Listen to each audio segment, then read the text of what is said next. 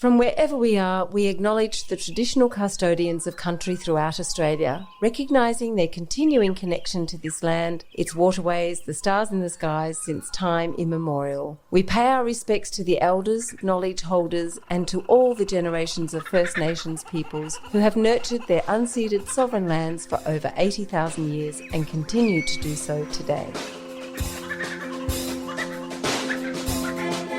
G'day, I'm your host Charlie Arnott, an 8th generational Australian regenerative farmer.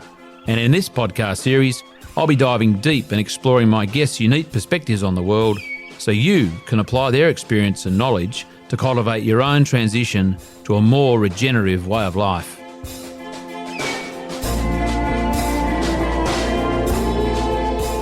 Welcome to the Regenerative Journey with your host Charlie Arnott.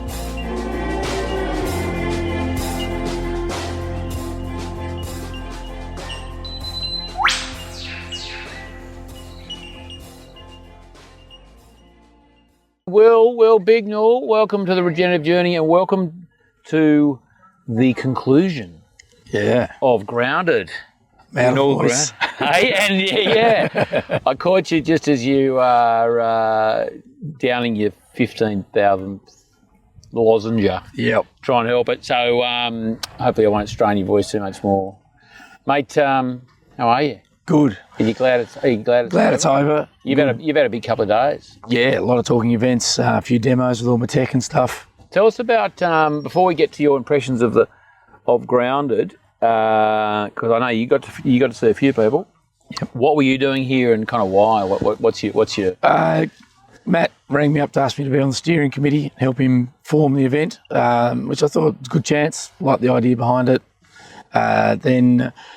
Sort of offered my services as, you know, I've got some drone tech and AgTech stuff and can talk about things. So I kind of offered myself up as to help create, fill the void, gave me a few lambs as well to cook up for everyone. And just wanted to come down and support like a good community building event like this. And I really like the ethos behind it. And so we're sort of just parked behind your truck here where your drones, you did some demos. I missed them. I was interviewing some at the time and the drone was up there and the dogs were going bananas. And then I think the kookaburras got set off by the chainsaw that was going on here the other day. A bit of saw work. Tell me about the drones. Like what was the demonstration you did and what did people see? So I was mostly showing off the tech side of it, how to integrate it, use it, what ideas people could take, asking me what their problem was and then sort of saying, solution might fit, this might not. So, drones are one part of it. The whole farm, I've got a 2,000 hectare Wi-Fi mesh, a lot of remote sensing, cameras, automation, AI integration into stuff to try and reduce workload and enhance safety, security, all that sort of stuff. So just kind of, ran my little workshops as a chance for people to quiz me, ask me, I listen to their problems, show them some of my tech, talk about my solutions. And the most interesting part was most people kept thinking scale was stopping them changing or fixing bad habits. In what way? What's an example of that? Everyone will say, I'm only small, I've only got a pump and a dam. And I'm like, if it's 100 litres or 1,000 litres or 20,000 litre tank, it's still a pain in the backside to check your tank level, go turn a pump on, after dinner, mid-dinner, go back down, turn the damn thing off, and it didn't quite fill or it's been spilling for the last 2 hours. There's a tech solution for that. That's actually quite affordable, quite bloody simple. And you get a leak in your pipe. You can see it happening. I said, how does that change? If you've got one animal or 10,000 animals, it doesn't change. I think giving people that confidence, because there's just so much solutions looking for a problem out there in the AgTech space, and it's such a thrown out there word. So I suppose I'm a bit of a truth bomber.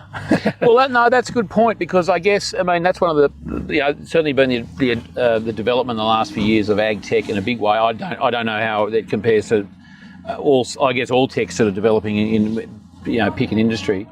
But that seems to be a bit of a thing, like that every conference you go to, there's a lot of tech that's on the table, and it's, farmers aren't traditionally ones that embrace tech readily all the time. It's a bit of a new concept.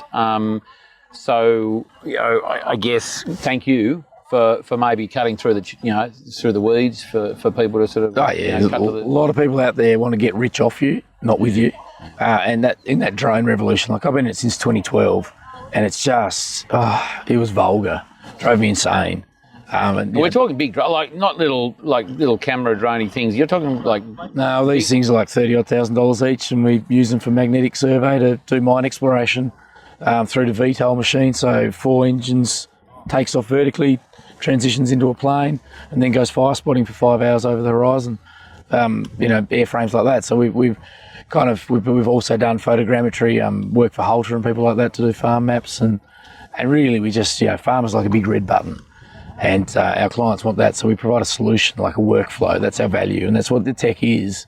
That's what I say. People that come with just one part of the problem, and joining those dots up, and it's not something you can be taught. It's something to get confident, because you can waste a lot of money.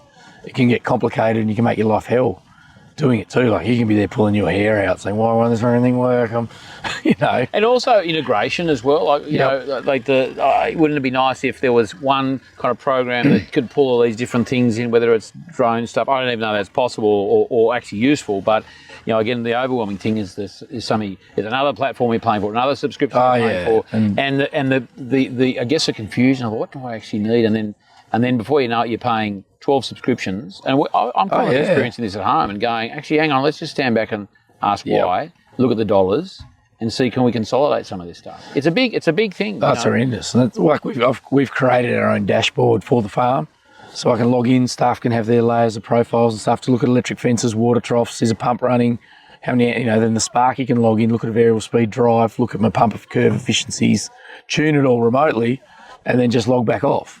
Doesn't have to come up to a site visit, stand there on a vibrating pump shed with noisy and crap, and 20 people ringing him.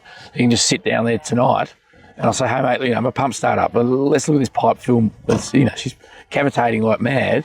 You can see the data in the pressure drop and the vacuum gauge, and say, oh yeah, it's happening. Just tunes the parameters, re-uploads. Let's see how that goes."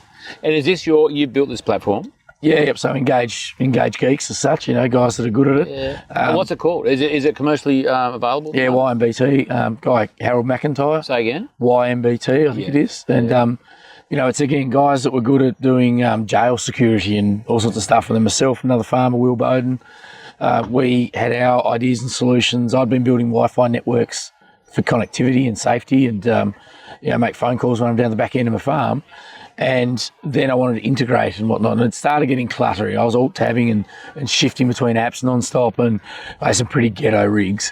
But man, I could turn a pivot and a linear on and off, and it cost me $500, not $20,000. And so the platform it's something you've built with the help of others. Yeah, the coding and things. And so is that your platform that you're currently using on your farm? Is that commercially available? Yeah, you can build your own. There's nothing stopping it. Most of it's open source. Yeah, right. It's just joining the dots to make a page that you want to run your farm. And do you advise people on how to do that? Yeah. A lot of people reach out to me on Instagram and stuff about it. Yeah. Query, I'm happy to talk to anyone.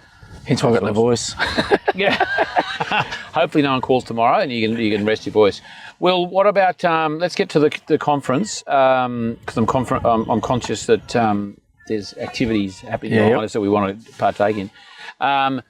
Of those that you did see, were there any sort of standouts? You went, holy shit, that's some good intel, some nuggets of gold that you went, wow, that's. Rebanks and Smith and Matt over here at 3:00 doing that landscape talk. I really enjoyed that because James asked such blunt questions because he's not from around here, as they say, and Smith's response was just great. I loved it, and there wasn't blame laying and things. And I mean, I'm a 200-year family farm, so a lot of that stuff's fairly aimed square at my face. It's something I didn't do. Actually, my family wasn't involved in any of that kind of purging as such, or any of that horrendous history that's occurred. We acknowledge it, we see it, and it's hard doing those talks, and often it gets combative, and I'll leave, I'll back out, but I want to hear that discussion and that dialogue, and I really enjoyed that one. I did a couple of good talks as well this morning. I sort of did a talk about the 80-20 rule. I heard it was great. I'm sorry I missed it again. Up there talking to other people. It's funny. Yeah, I was heard of your last coming out of the tent. It was a Trojan horse. Yeah, I told everyone I pissed on the tyre because I had dog biscuits. But I wanted to try and talk about farmers taking breaks and not normalising hard work. And I'm one of the worst overworkers, and people will watch me work crazy hours and do things. But trying to say, looking at my whole farming system and a lot of my achievements over life, and then how I've had the courage to pull them back. and come back to a big boring farm of just sheep and crops and dropping out the whole making cheese and all the boutique vegetables and stuff we did, which was the heart or the essence of what my father had created. So, and its tensions, and I opened up and tried to call the crowd out, make them think. Yeah. I've never spoken in that kind of space before, so I was shaking with a weak voice already, and the feedback I got was amazing. I'm having an anxiety attack about it now because I always get that after I put myself out, and probably more open than I anticipated. But it was a very safe crowd and a great group to do it with, which I really enjoyed. Well, I'm going to definitely try and track that down because I believe that all of the presentations were videoed, and I'm not sure when they're going to be online, but that's definitely one I'm going to try and track down. Was there anyone else that you saw that you thought I'm going to make a phone call, visit a website, follow up? I got in and out in between a couple of obligations of the Hegarty's a bit of succession talk I sort of overheard through the tent wall, and that resonated a lot with me. Really enjoyed that one. And I think too, the value proposition was that just being able to chat to people as well, walking up, getting a feed, sit down, those discussions and things are always valuable. And, you've got that common ground to talk about to start with. And, it's a certain cohort that comes here to this, which is also great. So, and, I'm sort of that big, large conventional farmer with a set of discs and plough and bare earth and all that. But I love soil health. I love community. I like empowering people to make change and be confident to fail.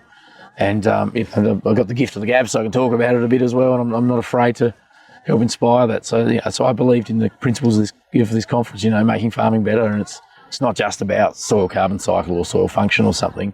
It's about getting in there and talking to other people and discussing it, and then having that confidence to keep coming out into your community and spread that knowledge and good word and make our landscapes healthier and our people. Well, I was going to say exactly that. Like that was one of the sort of the standouts was, and obviously people are here and.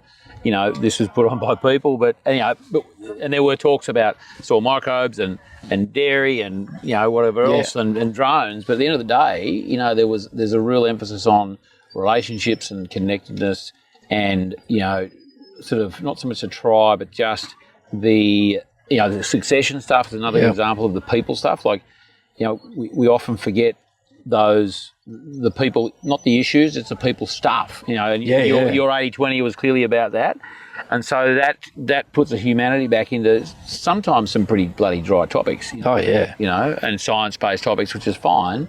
But I think a lot of people would have resonated with the theme of people, because if we're not managing landscape or we're not making those decisions,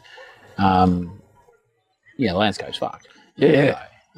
And I've grown up in it, and there's elements of my farm that just break my heart. Like the river breaks my heart at the moment. It's willows and hawthorns and crap, but I do not have any capacity to recover it.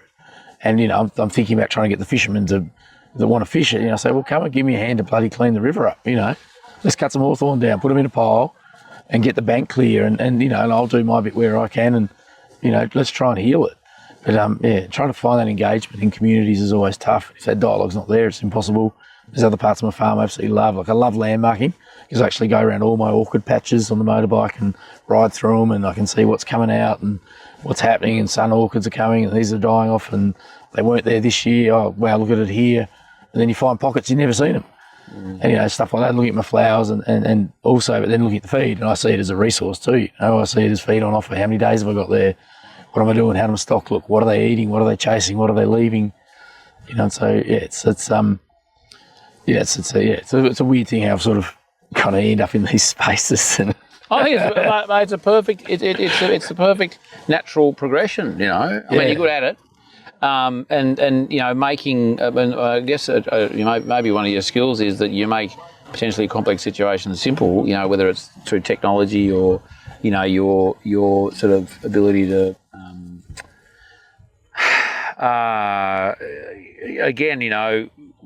Integrate, your appreciation of farming with the heavy lifting, sort of stuff. So now, tell me what's next. We'll wrap it up pretty soon. What's next for Will Bignell? What's the next project? A few sheep going on the truck.